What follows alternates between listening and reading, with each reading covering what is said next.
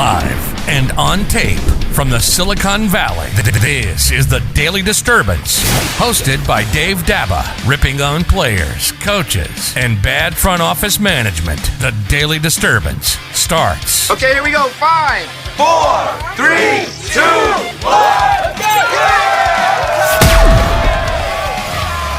All right, North America, it is time for the Disturbance. Coming up on today's big show, I will tell you why coaching really matters inside the National Football League. It is week number 14 of your NFL season. I will give you some thoughts and opinions on some of the upcoming games heading into week 14. Now, I can't believe this because the bubble experiment feels like it just ended, and we're already heading into the National Basketball Association preseason, which tips off tonight. I have some thoughts on James Harden for you, so stay tuned for that. I've got all of that, and as always, trust me, a whole lot more. It is Friday, December 11th of the year 2020. I am Dave Daba, and you have tuned in to the Disturbance. Now, we're going to cover a little bit here of week 14. I will give you some thoughts and opinions as we head into this weekend's NFL season.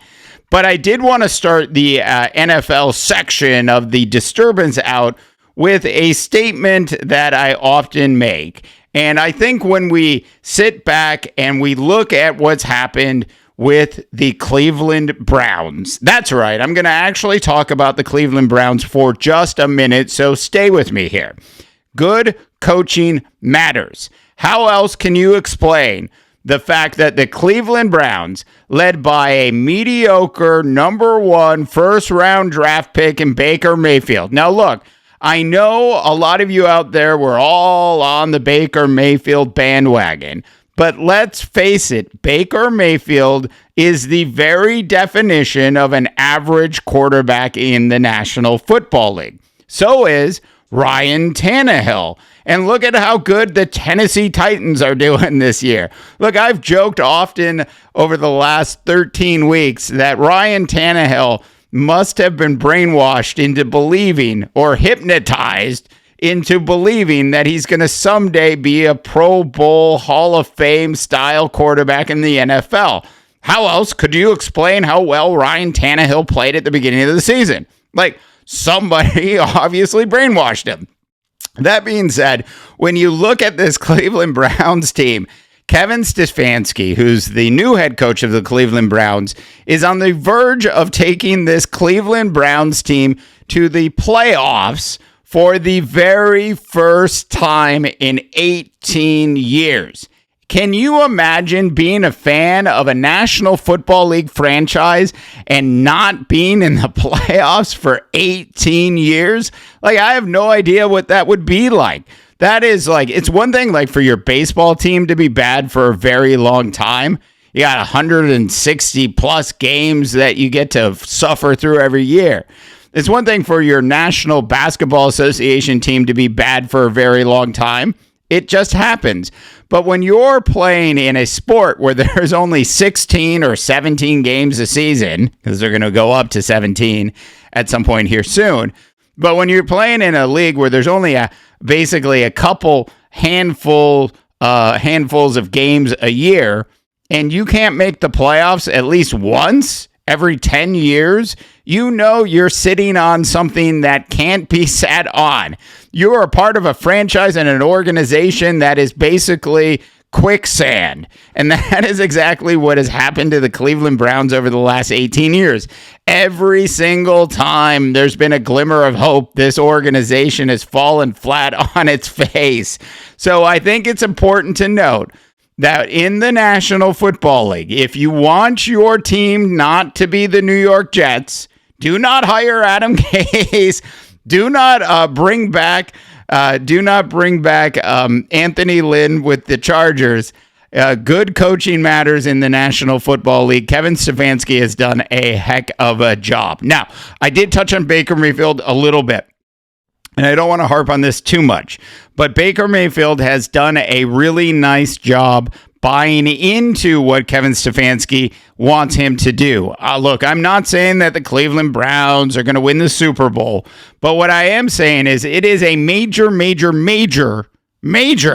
accomplishment for the Cleveland Browns to actually make the playoffs. Now, they haven't done it yet. They are literally on the verge of making the playoffs. Yes, and I know everybody out there is just like me. You're all like, we know they're going to do something that's going to push themselves out of the playoff picture. It is almost impossible. It is almost impossible. And I know this is the year 2020, but it is actually almost impossible for this Cleveland Browns team to not make the playoffs this year. Heck, they could even lose the rest of their games. They could lose their next 4 games and still make the playoffs. That's how good of a position they're actually in at this point. So Kevin Stefanski was the offensive coordinator of the Minnesota Vikings. He had been with the Minnesota Vikings organization for a really long time. He is the guy that was able to work with a wide variety of mediocre quarterbacks in Minnesota for the last 5 years and actually make them look like really good, solid, above average quarterbacks, which is exactly what he's done with Baker Mayfield. Look, they've also brought along some nice young players on the offensive side of the ball, and it doesn't hurt when you actually finally figure out how to draft players like Nick Chubb. This Cleveland Browns organization, for the first time in forever, is went all frozen on you, is heading in the right direction. All right. So elsewhere around the National Football League, we normally do a Gods of Odds show once a week on this particular network. This week the show is off. There's a blog about that Brad Hoysev has put together with his picks, and you'll be able to see my picks on that blog as well. I did want to touch base just on a couple things related to the NFL, though, heading into this weekend. Now, last night we saw what happened to the New England Patriots. And I have to say, like, the fact that Anthony Lynn still has his job as a head coach for the Chargers is mind-boggling. But after watching the Patriots get dismantled by the other Los Angeles team yesterday, how could you not think the differences between the Rams and the Chargers? Because when you actually sit down and you look at the offensive talent on that Charger team, it is a vastly, if you will, even more talented team on the offensive side of the ball than the Chargers or than the Rams are. I mean, I think we would all agree that Justin Herbert has significantly more upside as a quarterback in the National Football League than does the other guy in LA. That's right. Jared Goff has shown us who Jared Goff is at this point. Like Baker Mayfield, Jared Goff is an above-average quarterback with a coach that understands how to take an above-average quarterback and at times make him look way better than that. And that's what they've been able to do with the Rams. Last night in the Rams game, that Rams offensive line was fabulous. The running game looked solid. Running back by committee.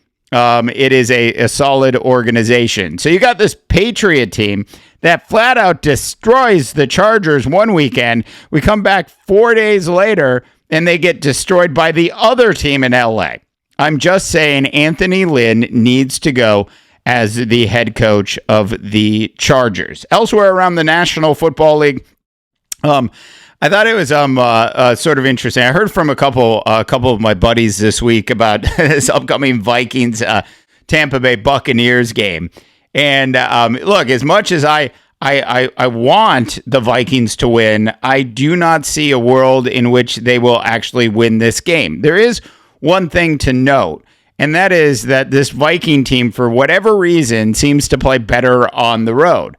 So that it would be the one thing I would say could be an interesting factor. Now, we know that the Bucs and Bruce Arians, and we all know that Bruce Arians is in way over his head. He's in way over his head. You know, he's like a guy that, graduated from a state college And he's trying to work with a quarterback who has, Ivy League understandings of offenses. And Bruce Arians is obviously having a hard time getting on the exact same page with Tom Brady. Now, I would just tell Bruce at this point, just let Brady do what Brady needs to do, and you'll be fine. But if you actually sit down and you really analyze these games and you analyze this offense, it is not as much of Tom Brady's offense as it probably should be, which is why the Buccaneers are in the position that they're in at this point, possibly not making the playoffs if they were to get beat by the Vikes on Sunday. Look, I don't think that's going to happen. I'm just saying those are some of the issues that this organization is actually having at this point. The other really big, intriguing game of the weekend is the Steelers at the Buffalo Bills. Now, it's a year 2020. Like, it absolutely is the year 2020. I mean, how else can you explain a Washington football team, right? A team with no name, right? A team that knew it needed to change its name and never did anything about it, finally had enough public pressure and caved to it and said, okay, we're going to change our name, and then was ill-prepared because they claimed they had never thought about what a new name was going to be. So they come up with the Washington football team. I can come up with 15 better names by the end of this podcast. I'm just saying it's disgraceful. 5-7 gets you in first place in that division at this point. And so you've got this Washington football team that goes into Pittsburgh, that goes into the Steelers, who had more time to prepare for this particular game, and they get beat at home by this Washington football team. It is an unbelievable thing that occurred in that particular game. So you've got the Steeler team now going on the road against a Buffalo Bills team that is hot and cold, who is currently hot, and you get them at home, and this is a big game for the Bills. It is a huge game for the Bills. This is also one of those games that, even if the Bills don't win, if it's close and they play them tough and they have a chance at winning, that is winning for Buffalo in this particular game. The Steelers, on the other hand, if they get blown out by Buffalo, at that point, that record of 11-1, which will then be 11-2, has suddenly become extraordinarily tarnished. And at that point, the Steelers are going to have to look within to figure out what they're going to do. If not, they're going to be one of these teams that has such a great regular season record, and they get into the playoffs and they lose in the first round. That is where Pittsburgh is heading right now. They need to put an end to this, and they need to figure out how to slow down the Buffalo Bills offense in that game. The worst football game on the schedule is the Cowboys at the Bengals. And that's all I'm going to say about that. Last thing for you on the National Football League. The Saints are heading to Philadelphia to do battle with Carson Wentz. Oh, wait, that's right. Carson Wentz is no longer the starting quarterback in Philadelphia, people. Are you surprised that Carson Wentz is no longer the starting quarterback? Like, we could have said that Carson Wentz shouldn't have been the starting quarterback after Nick Foles led him all the way to the Super Bowl victory. I could have told you then what was going to happen with Carson Wentz now. There are, if you will, some character flaws. Carson Wentz is like one of those people, one of your friends that thinks they're really good at shooting three-pointers because 1 out of 10 goes in. And then you're playing in a basketball game with them and they shoot them all the time. Yeah, every once in a while their shooting percentage goes up to 20%, which gives them even more confidence for the next 6 months. That's who Carson Wentz is. Carson Wentz is a quarterback that had some success and then believes so highly in himself that he can't see through the forest where his issues are as a quarterback. Carson Wentz, unfortunately, is one of those quarterbacks whose career is most likely over unless he can find a way to be honest with himself about who he is as a quarterback. If he can do that, he'll find a really nice home someplace else in the National Football League. And I'm not even saying Jalen Hurts is the right answer in Philadelphia. I just think it's all over for Carson Wentz as an Eagle at this point. A lot of this is due to character and, if you will, character flaws. Carson Wentz as a person has very little character flaws. He's a really great guy off the field. Not talking about how he is off the field, but if you watch him on the field, he's one of these guys that doesn't realize how bad he's actually really playing and doesn't realize how his decisions are actually hurting the rest of the players on his team. Carson Wentz needs to go, and look for him to be a member of the Atlanta Falcons next year. I'm just saying, like, only the Atlanta Falcons would think that we're getting an upgrade from Matt Ryan to Carson Wentz. And you know it's going to happen, North America. You know it is going to happen. All right, and then finally on today's big show, just a little bit for you about the National Basketball Association the NBA regular season, which is just right around the corner, but we're diving in this week into preseason basketball games. And I'm like, come on, NBA. Do we really need to be televising preseason games? Like, literally last week, the bubble just ended. The bubble just ended. So I know the players need to, sort of get up to speed, but you're really going to fly people around heading into the regular season, knowing that this COVID disease is spreading faster than it was back in March of this year, and you're still going to just fly people around.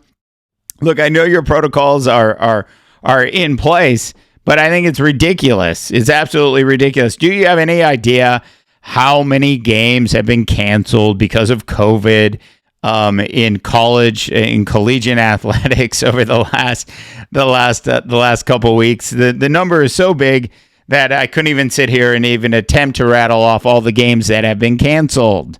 So why risk it heading into this season? I don't understand what the point is. Look, these players do need time to work things out, and they do need time to learn to play with each other on the court. I get all of that, but this is a situation that is almost untenable. And the way to handle it really would be to extend their training camps internally inside their own personal bubbles and forego any of these silly preseason games that are going to happen this evening. Now, of course, I'm going to be watching because I'm a National Basketball Association junkie as I am an NFL junkie. So I will watch because I'll be curious about some of the young players and want to see how they perform. But still, this probably shouldn't be happening right now. Last thing I want to cover before we get out of here on today's big show. So the James Harden trade rumors have just officially gone completely bonkers. The latest one is that James Harden is going to be heading to Philadelphia. I cannot wait for a Doc Rivers coach team to have like a James Harden on it. I just cannot wait for that to happen. Look, this whole James Harden wants out of Houston thing. Look, I seriously doubt that James Harden's ever going to win a championship in Houston. I actually really, all joking aside, think this is a fabulous, probably best case scenario move for James Harden at this point. I have said before, and I'll say it again, he needs to be the third option on a basketball team if he's going to win a championship. Joel Embiid certainly could be an option before James Harden in some games for sure, because of the position and because of how he plays. Do they have other players on that team that would put James Harden in as a third option? Well, we all know where sort of Ben Simmons lies at this point. So Ben Simmons isn't quite there yet, and I'm not really sure that he'll get there yet. But still, James Harden would be in a far better position if he was a member of the Philadelphia 76ers. Would have a far better chance of getting a trophy and getting a ring on his finger if he played for the 76ers. He could potentially be the second, potentially the third best option on the team, meaning that's the kind of player that when the playoffs roll around, James Harden would need to be. He cannot be the focal point of an offense if a team is going to win a championship. It just doesn't work that way. So James Harden to the Philadelphia 76ers, I got to tell you, makes a ton of sense to me. I would absolutely love to see it. Love to see it happen. It wouldn't surprise me one bit if the Philadelphia 76ers were in the NBA Finals this year, if that actually happened. All right. Thanks so much for tuning into the Disturbance. Do make sure you check out our big website at mighty.rip. Some new sports coverage every day. We are 100% independent, so do check it out when you have a chance. For the Disturbance, I am Dave DeBaugh, wishing you all a fantastic rest of your sports week.